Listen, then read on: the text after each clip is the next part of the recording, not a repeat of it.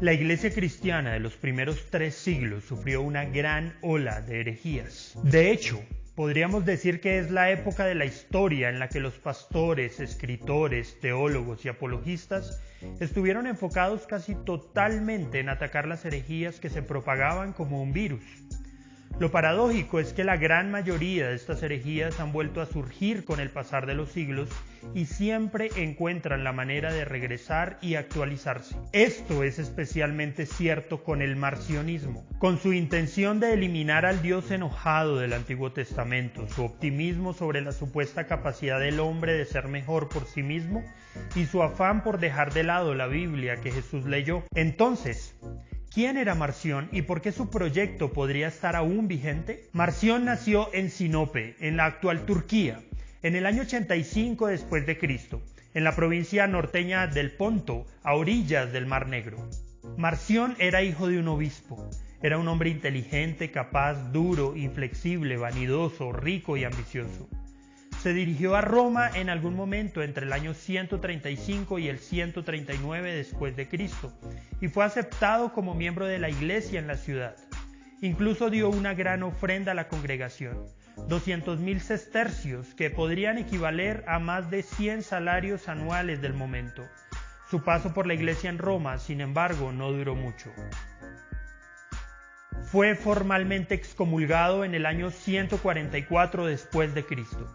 Y sus ofrendas se fueron con él. Las razones por las que fue excomulgado fueron muchas y muy graves. Durante casi un siglo después de su muerte fue el hereje más reconocido de la Iglesia, con la oposición de Justino Mártir, Ireneo, Clemente, Tertuliano, Hipólito, Orígenes y Policarpo, que lo llamó el primogénito de Satanás. Fue uno de los pocos herejes que tanto los cristianos griegos como los cristianos latinos se unieron para condenar. Después de su excomunión, Marción viajó por el mundo como misionero con su peculiar versión del cristianismo y ganó muchos conversos. Según Tertuliano, Marción plantó iglesias como las avispas hacen nidos. La iglesia de Marción era rigurosa, exigente, bien organizada y durante aproximadamente un siglo fue bastante exitosa. Los errores teológicos de Marción tuvieron una raíz principal. Él se negaba a creer que el Dios del Antiguo Testamento fuera el mismo que el Padre del Señor Jesucristo. Marción simplemente no podía creer en un Dios lleno de ira, así que tiró el Antiguo Testamento y creó su propia versión del Evangelio de Lucas y versiones editadas selectivamente de las epístolas de Pablo. Cuando terminó con todo su trabajo de corte y pegado, Marción tenía el cristianismo que quería, un Dios de bondad y nada más, un mensaje de inspiración. Una Biblia que eliminaba las partes incómodas sobre la ira de Dios y el infierno. Para él había una contradicción fundamental entre la ley y el amor y la justicia y la gracia. Marción pensaba que el verdadero cristianismo era defectuoso por incompatibilidades en el corazón de su enseñanza. Su solución fue radical. Lo que había que hacer era una reafirmación de la fe, y para Marción esa reafirmación debía centrarse en lo que para él era el evangelio esencial, es decir, el amor, la misericordia y la compasión, que se muestran en la vida y en las enseñanzas de Jesús. Esto para él era todo lo necesario, era el plan para la humanidad nueva y pura. Según Marción, no había otra base verdaderamente cristiana para la fe o la moralidad.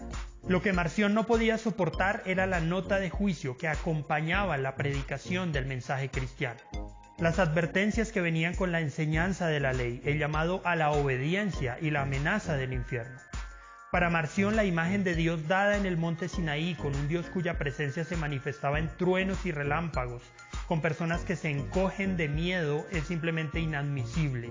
Un Dios que hace temblar a su pueblo con temor, un Dios con el cual tienen miedo de comunicarse, no podría ser el Dios y Padre del Señor Jesucristo. Según él lo veía, era necesario purgar el cristianismo de su tiempo para que el evangelio puro pudiera ser recibido en toda su simplicidad radical y apelar al corazón.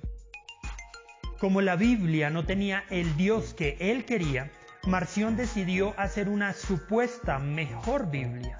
Y así el marcionismo sigue vivo, La idea de adaptar e incluso refundar el cristianismo para un nuevo tiempo en tonos más suaves y complacientes, con mensajes centrados solamente en las enseñanzas sobre el amor de Jesús más que en su muerte llena de dolor y sacrificio, siempre serán populares. Aquellos que solo predican de amor y cuyos mensajes son terapéuticos y centrados en lo que el hombre puede lograr, que poco predican del infierno o del pecado, que no enseñan toda la Biblia, sino solamente sus partes favoritas, y que definitivamente no quieren molestar a nadie con su mensaje, es probable que encuentren en Marción y en el marcionismo un gran eco de su entendimiento del Evangelio.